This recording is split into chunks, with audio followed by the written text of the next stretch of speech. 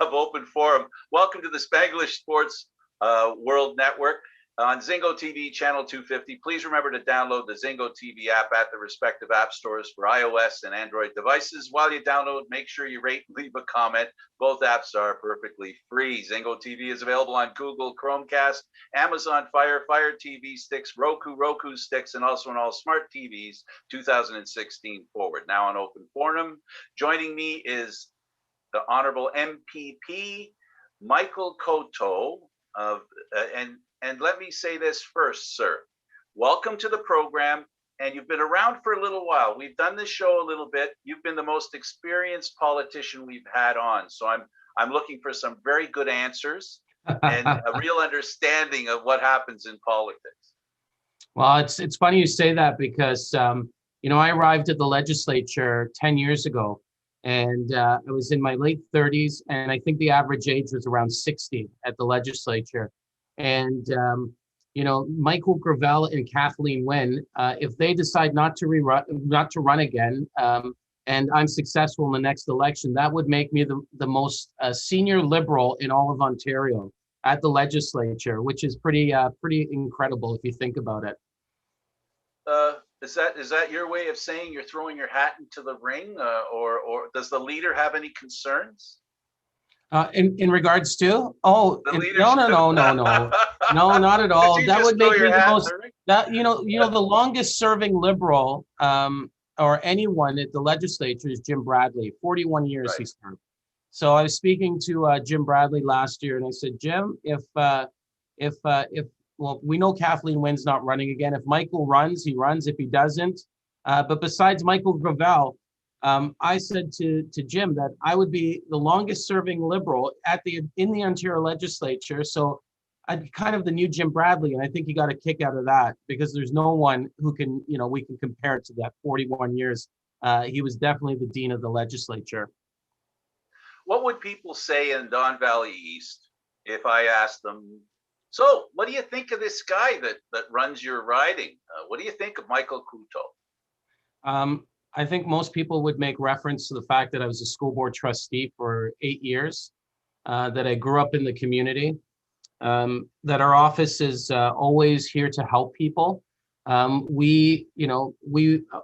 Anyone can walk through our doors pre-COVID. We took appointments with everyone. And, there are a lot of MPPs right now that don't make themselves accessible to their constituents. We've never had that policy. We've had a complete open door policy. So we're accessible, we're here to help. And even if we disagree with you, which sometimes happens, we understand that our job is to help you navigate and to advocate on your behalf. And so we don't hold judgment at the door when people come through with issues. It's very difficult to focus in on any issue. But if there are issues that you consider a priority, without putting you on the spot, how would you list the priorities for yourself? Knowing that you care about autism, knowing that you care about education, I don't mean to answer for you, but I just want to make sure that we understand that we're just talking about the priorities at the top of your head right now. So my number one priority always, since for almost 20 years now, is to make Ontario the best place in the world to raise a child. That's been a priority for me because, when I think about kids these days and the challenges they're going through, man, it's tough. They're not getting enough sleep. A lot of kids are not eating properly. They're on the average Ontario kids pre-COVID was on a computer or a digital screen 5 hours a day. There's mental health issues that have doubled in the last 2.5 years. I assume that COVID is going to increase that even more. So for me, it's always been about kids. It's about, and when you have a society, because people will say, well, what about seniors, Michael? What about, families? What about, single parents? And I always say this, that if you make a world that's perfect for kids, the perfect world for children, everything else falls into place. You have better doctors, you have better infrastructure, that making a park from the perspective of a child, but not forgetting the grandparent, makes it accessible, and it just makes a better family. So for me, it's always been about kids, making sure that kids have the right to play. And that's why I'm going to show you something. This is the only political cartoon that has ever been done on me. Can you see it? Now, the reason I'm showing you this, it's because we have about 70 municipalities in Ontario right now where kids are not allowed to play road hockey. Could you imagine that?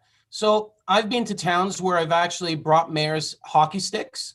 I've put in place, when I was the Minister of Children and Youth Services, I wrote to City Hall in Toronto and asked them, the councillors, to reconsider their position. You know, I believe that adults get in the way of kids too often in this world we're in, and we make life complicated. You know, kids not being allowed to toboggan in certain areas. Kids, remember those kids in Ottawa? They got tickets for selling lemonade by the bylaw officers, or the guy downtown Toronto who had a tree house that the neighbors wanted to rip it down. Like, you know, get out of the way and let kids be kids.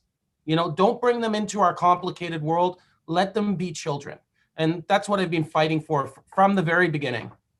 But I don't want to make this sound like I'm tossing softballs at you. That's why one of the things that you're concerned about, I guess, is autism. At the end of the day, a healthy child is a healthy family. I know, you know, it's like that. You know, it's like that saying that when you're sitting in the airplane and the stewardess says, "Put your mask on first, and then take care of the child." In this case, it's the reverse, isn't it? Yeah, you know, obviously you've got to make sure that people have good jobs so kids can, you know, can eat and, you know, access opportunity. But I think if you know, the reason they set up the Ministry of Children and Youth Services, when McGuinty set it up, was to filter every single policy that was coming forward from every single ministry from the perspective of a child. How would this impact a child? What would be the, you know, the benefits? And I think we've lost that in government today. You know, if we actually filtered policy and said, well, you know, we are going to just at least ask one question. How is this going to impact children? That one question will change policy always.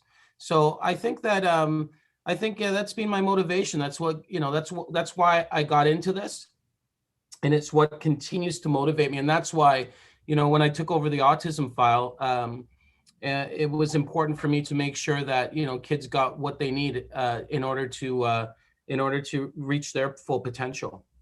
Yeah, I probably didn't make my point well enough.